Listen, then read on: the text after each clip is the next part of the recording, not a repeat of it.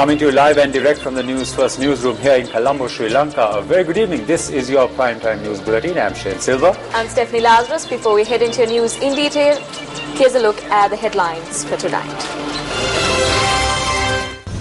Lands in high security zones in the north released to original owners under the auspices of the President. Urban Development Authority accepts that plot of land at Echelon Square, Colombo Fort belongs to the Capital Maharaja Organisation Limited. The JVP opposes national government concept. Several opposition parties call for position of opposition leader to be conferred on Dinesh Gunawardena. Investigations into former Sri Lankan ambassador to Russia, Udayanga Veeratunga, of accusations of arms dealing.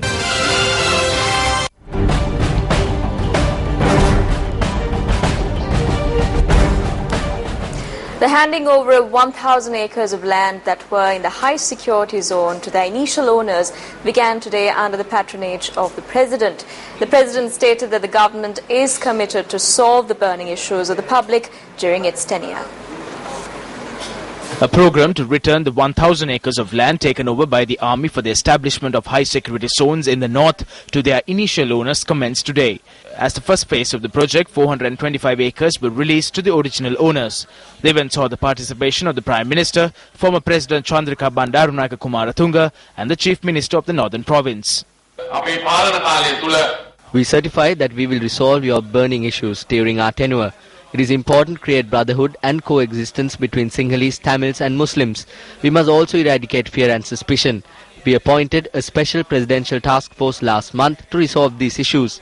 The leadership and counselling for this task force is being provided by former President Chandrika Kumaratunga. We hope to undertake major development projects in these areas and transform this area.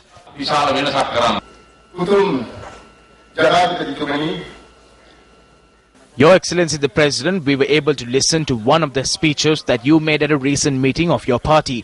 The speech was good. I believe that the country will move to a better place if all the leaders start speaking in such a manner. We can bring Sri Lanka to a position of excellence and be in a similar position to where we were in 1948.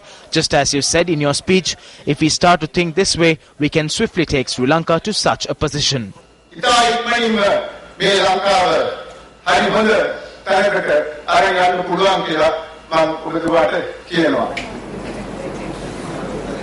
Two former deputy ministers of the UPFA government were produced in court today. Former Deputy Minister Nishantha Muthuhettigama appeared before the Bathegama Magistrates Court once again today in connection with the accusation that he attacked and damaged the UMP election stage in the Wanduruba area. Defence Counsel requested court today to release Muthuhettigama's passport, which has been impounded. However, the magistrate noted that the passport would not be released, and in that, should neither rise, the defence could make a request through a motion and that it would be considered.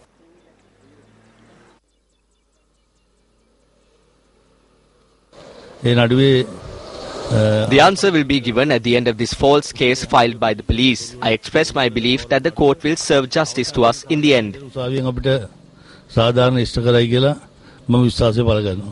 The case is to be taken up again on the 27th of April, awaiting instructions from the Attorney General. Meanwhile, UPFA MP Saruni Gunawardena was produced before Athanagalla Magistrate Kavindya Nanakara today. MP Gunawardena is the defendant in a case where he is accused of having obtained 9.6 million rupees from an individual as payment for a stock of metal and then failing to provide the metal. The magistrate ordered that MP Saruni Gunawardena be returned to remand custody until the 30th of this month.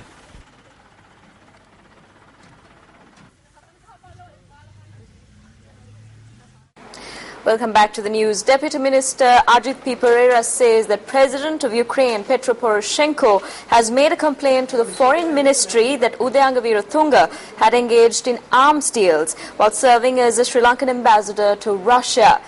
The Deputy Minister noted that the Ukrainian President claims in his complaint that Veeratunga has supplied weapons to pro-Russian rebels in Ukraine while serving as ambassador. Ukrainian President Petro Poroshenko has informed the Foreign Ministry that Udayanga Veeratunga, who served as the ambassador to Russia under the previous government, had been involved in arms dealing. Veeratunga served as ambassador to Russia since 2006 until he was recalled by the new government. No matter how much the Rajapaksa regime trumpets about itself, today the rackets undertaken by the relatives they appointed as ambassadors using their position have been proven. It has been revealed that a person close to the Rajapaksa family, the former ambassador to Russia, was involved in supplying arms to terrorists. The Ukrainian government has informed Foreign Minister Mangala Samaraveera. We are conducting investigations into this. We will decide on a future course of action. The pro-Russian rebels whom Udayanga Veeratunga is accused of supplying weapons to are fighting for a separate state in regions of eastern Ukraine, including Donetsk. Foreign media reports indicate that close to 6,000 people have already lost their lives to the conflict there. Incidentally, it is the same pro-Russian rebels who have been accused of downing Malaysia Airlines flight MH17 on the 17th of July last year. All 298 people on board were killed. Meanwhile, the family of Noel Ranavira, an employee of the Sri Lankan embassy in Russia, who passed away on the 11th of July last year during Udayanga Veeratunga's tenure as ambassador, have raised suspicions regarding the circumstances of his death. The death certificate cites the cause of death as blunt force trauma to the chest caused by being hit by a vehicle. At the funeral parlour, we made a request for an inquest to be held into the death. But they asked us not to do anything and that all preparations had been made. We returned and saw that there was nothing on the body, save an external wound. The chest appeared dented. We have suspicions as to how this happened. The ambassador gave us the death certificate which he had signed himself. From the day my brother's body was brought back, the ambassador himself was always with us and provided security. And we were not allowed to speak at any point. We were not allowed to make any requests. Everything happened under their supervision. At the same time, the ambassador had a joint account with my brother. The ambassador has now deactivated that account.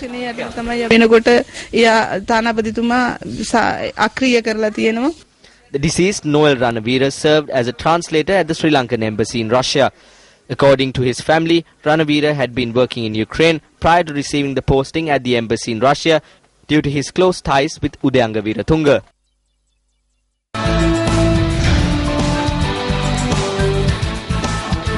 Several opinions are being expressed regarding Sri Lanka Freedom Party parliamentarians having joined the government. We have to make a very brief statement that there was no prior decision reached nor permission obtained at the UPFA Working Committee meeting.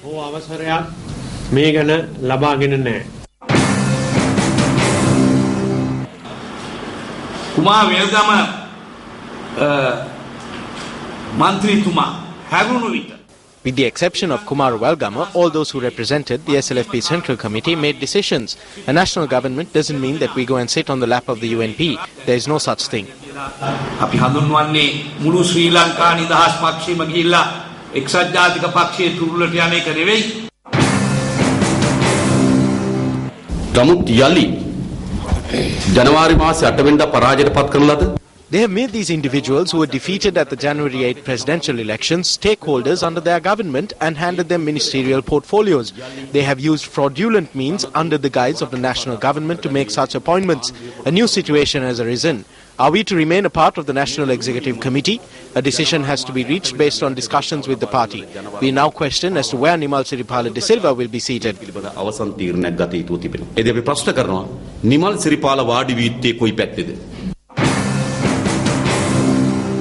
The Janata Vimukti Peramuna is in the Executive Council of this government. It is the decisions of the Executive Council that are then presented to Parliament and the Cabinet.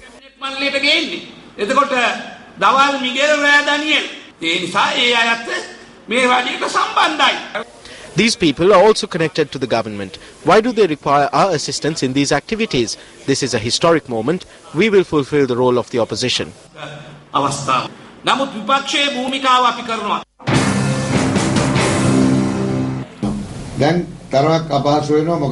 The people who are with the opposition leader have all gone to the government. The speaker has to decide on who the opposition leader is. We are of the view that Dinesh Gunawardena should be the leader of the opposition.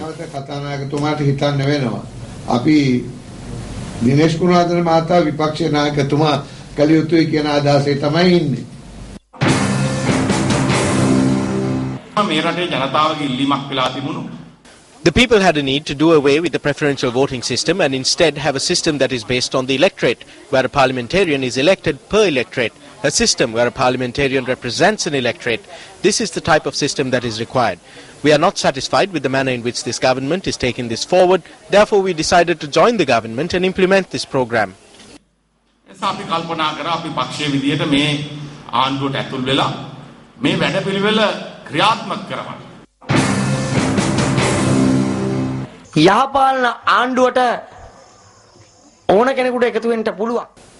Anyone can join hands with good governance. Anyone can be a part of the national government.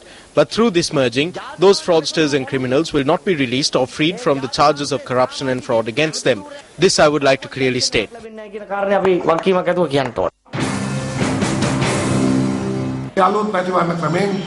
A new government has been formed under the new electoral system. This democratic government will be able to solve many an issue faced by the public of this country. As the Sri Lanka Freedom Party, we believe that we will be able to achieve this and form a government. We hold such a belief. Therefore, we will convene everyone, bring together all parties under the alliance and strengthen this.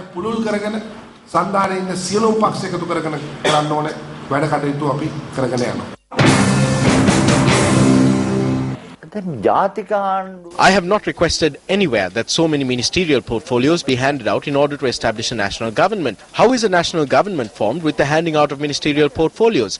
This cannot happen. So they have all been handed out, ministerial posts to form a national government. What is required is a national policy. There is nothing out of the ordinary that has happened. What has happened is the corrupt have come together. We have one sentence to describe the national government.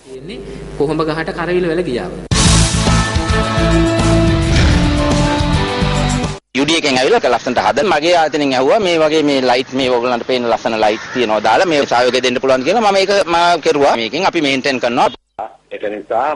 The land belongs to the Urban Development Authority. We say that it belongs to us. If someone is asking for that ownership and are making such a demand, then the only place it can be resolved is in court.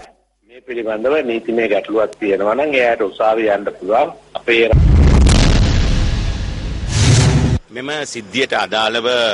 inquiry into the matter was held at the Fort Police Station today under the patronage of the Assistant Superintendent of Police and the officer in charge. Lawyers for the Maharaja organization and officials of the organization and officials from the UDA participated. The most important factor in this matter was, does the ownership of this land lay with the Maharaja organization? Firstly, the UDA perused the deed of transfer that we submitted and stated that it concurs with their records. They stated clearly that the sale had been carried out correctly and that the land had been transferred legally by the UDA. They unhesitatingly accepted that the land belongs to Sri Jaya Hotels Limited, which is owned by the Maharaja organization. Sri Jaya Hotels Limited certainly has the right to put up a fence here. Thereby, the Maharaja organization has not done anything illegal.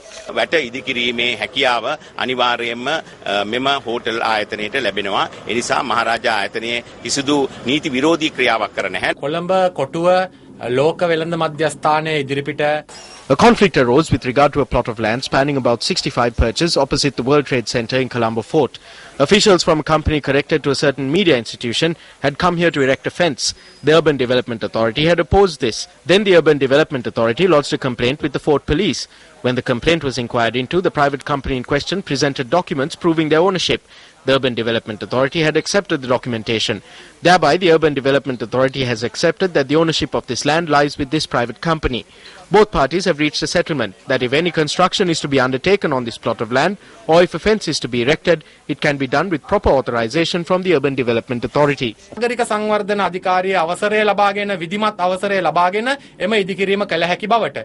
Problems first arose in marking the boundary lines of this plot of land at Echelon Square in the Colombo Fort on the 20th of February. The complaint was taken up on the 24th of February. The Deputy Director Lands at the UDA, MPJ Patiruge, who represented the authority when the complaint was taken up, accepted that the plot of land was owned by Sri Jaya Hotel Limited, which is owned by the Capital Maharaja Organization Limited. On the 18th of March, we addressed a letter to the Director Lands at the Urban Development Authority regarding the construction of a temporary fence which would mark the boundary lines and included the plan for the proposed fence. While the UDA confirmed having received the letter, there was no response beyond that. Having notified the police on the 21st of March, steps were taken to erect the fence in order to ensure the security of the plot of land and to affirm ownership. When attempts were made to construct a temporary fence around the plot of land belonging to our organization, certain competing media institutions presented malicious, completely false, irresponsible reports. අපි මේ රටේ ජනතාවගේ නාලිකාව.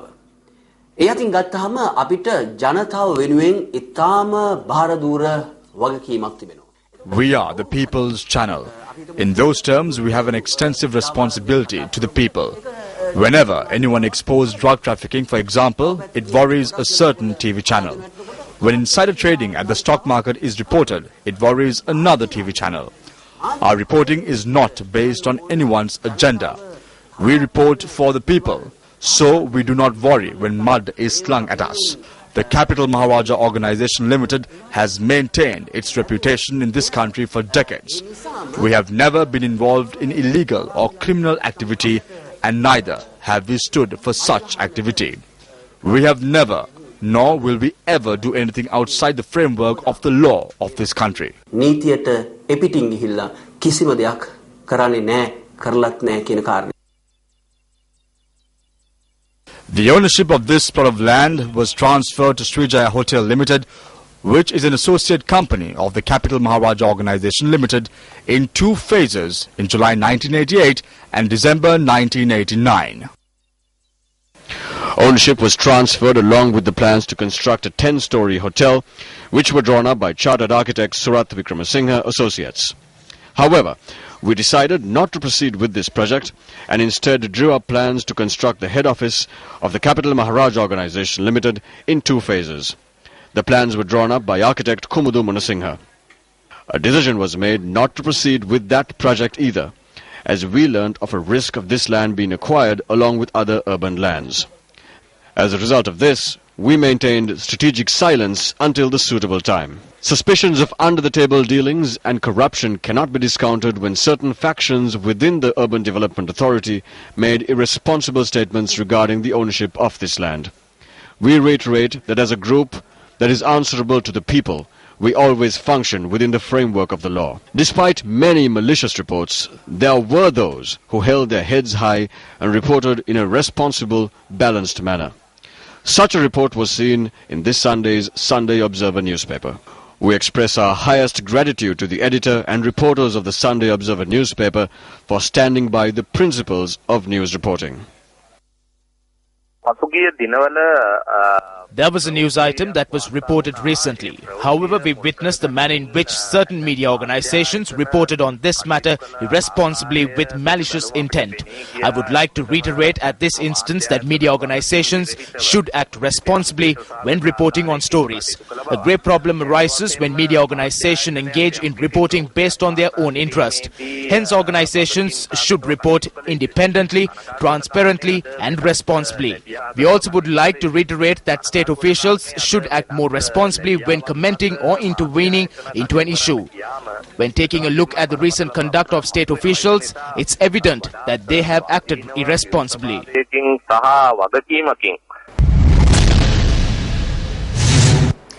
The Colombo High Court has permitted the prosecution to amend the charges filed against Gampula Vithanage Samantakumara alias Vele Sudha. High Court Judge Devika Dilivera Thenakon granted permission for the charges to be amended when the case was taken up today.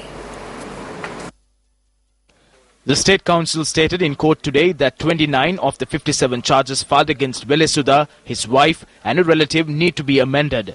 Upon granting permission, the judge postponed hearings to the 5th of May. The case has been filed against the 3 defendants in connection with their having made 170 million rupees through drug trafficking.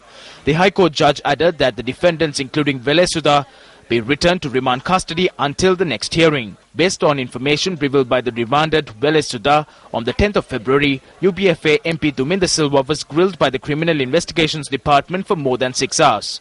Duminda Silva was questioned on matters including money laundering and drug trafficking. The very next day, the CID interrogated Duminda Silva for close to 6 hours once again. Duminda Silva is the brother of Renu Silva, the owner of Hiru TV.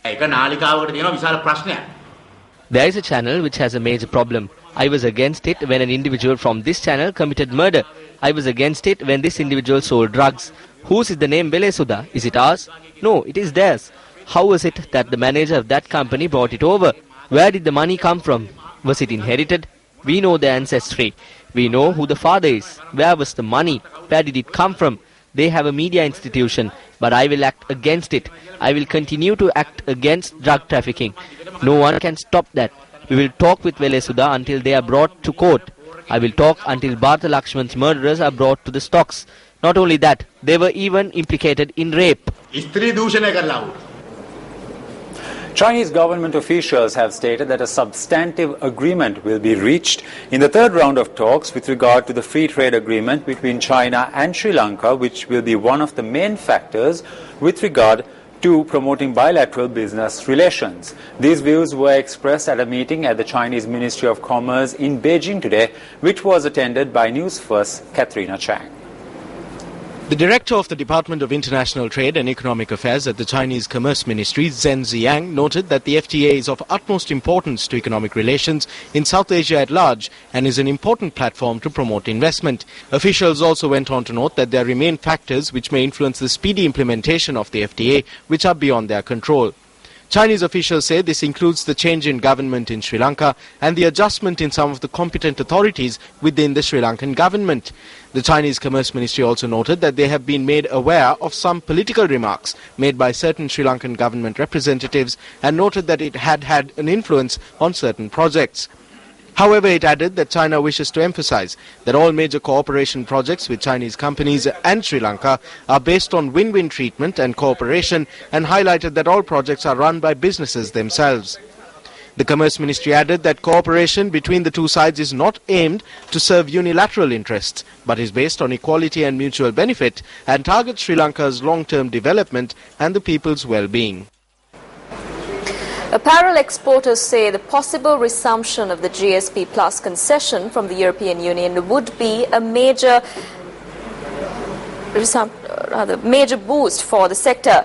Tuli Kure, a General Secretary of the Joint Apparel Association Forum, welcomed the proposal to restore the trade facility. A high-level delegation from the union reached Sri Lanka today and are expected to hold talks with the government officials on commencing the GSP Plus trade concession.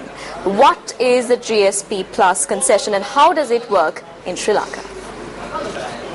GSP, or the EU's generalized scheme of preferences, allows developing country exporters to pay less or no duties on their exports to the EU. This gives them vital access to EU markets and contributes to their economic growth.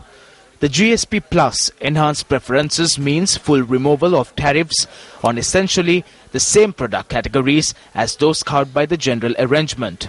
These concessions are granted to countries which ratify and implement international conventions relating to human and labor rights, environment and good governance.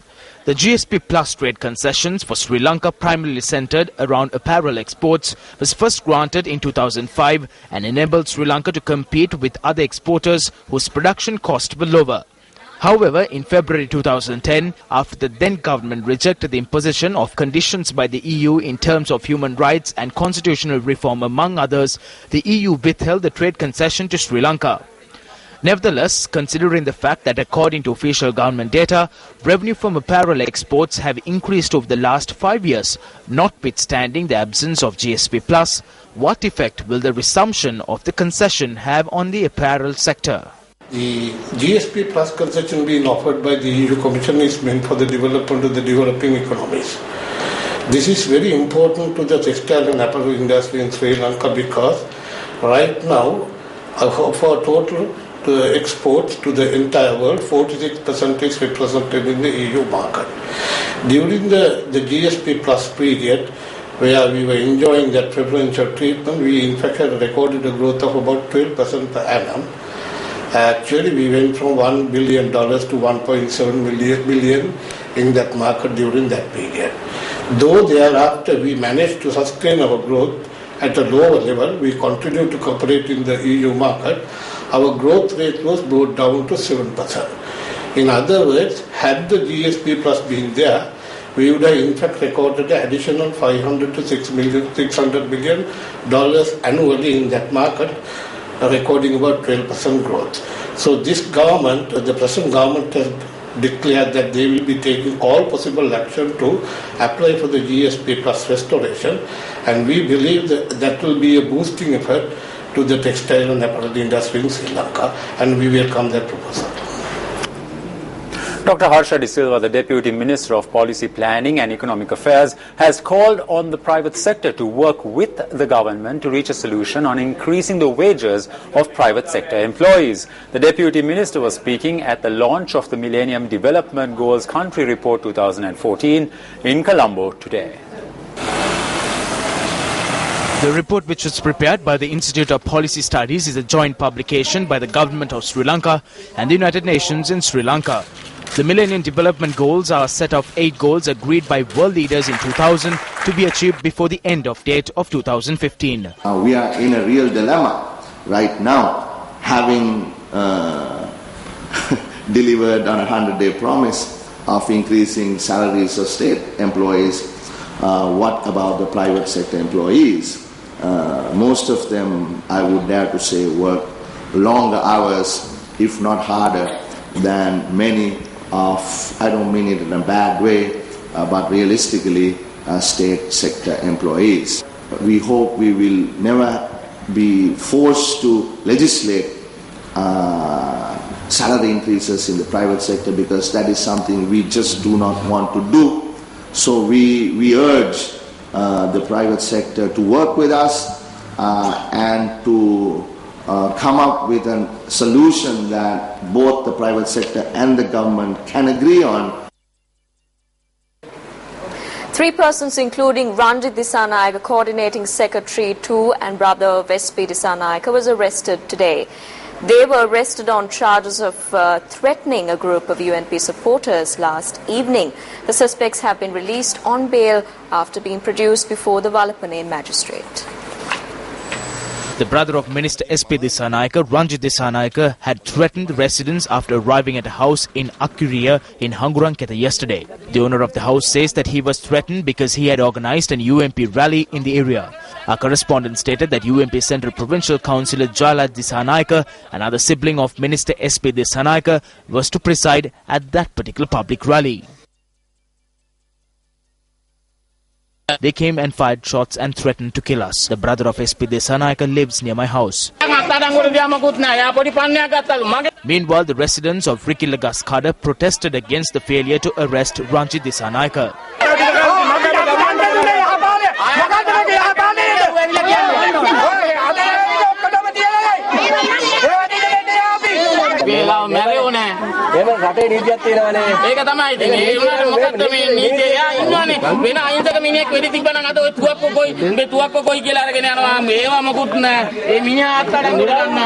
UMP Central Provincial Councillor Jala Dissanayake also visited the scene of the demonstration.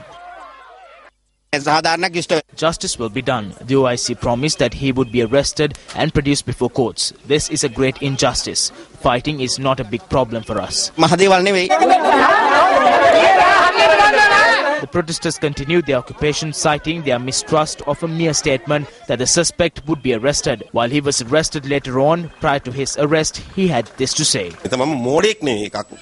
I'm not a fool, and I don't have the mentality to go around shooting people. Some politician in Hanguranketha has that disease. They are not educated. I believe that someone like that is behind this too.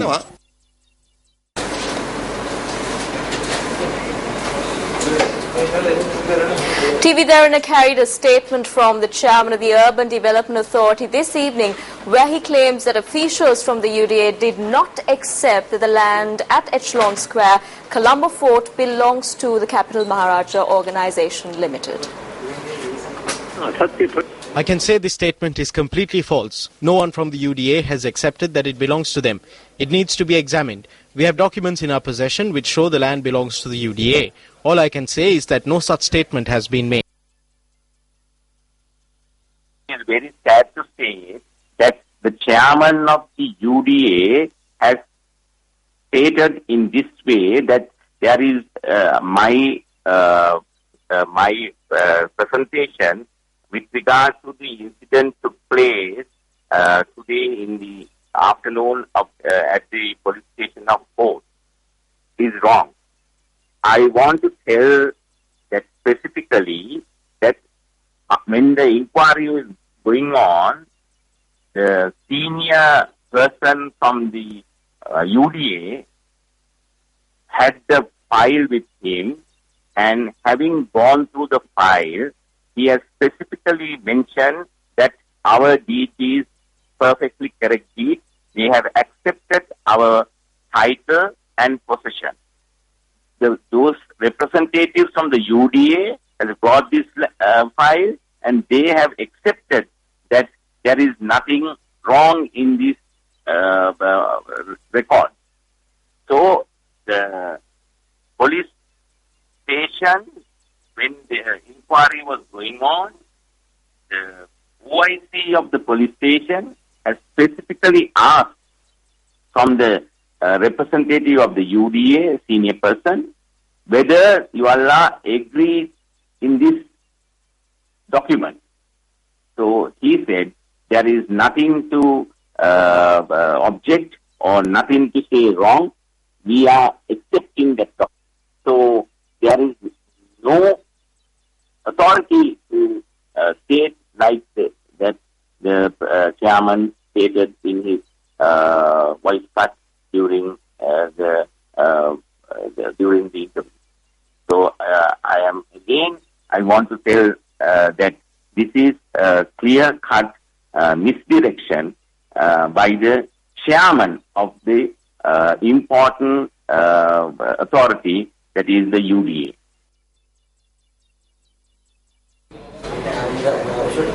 Well, that's a wrap for Primetime News at 9 tonight. It was an absolute pleasure having you with us. I'm Stephanie Lazarus. And I'm Shane Silva. Take care and good night.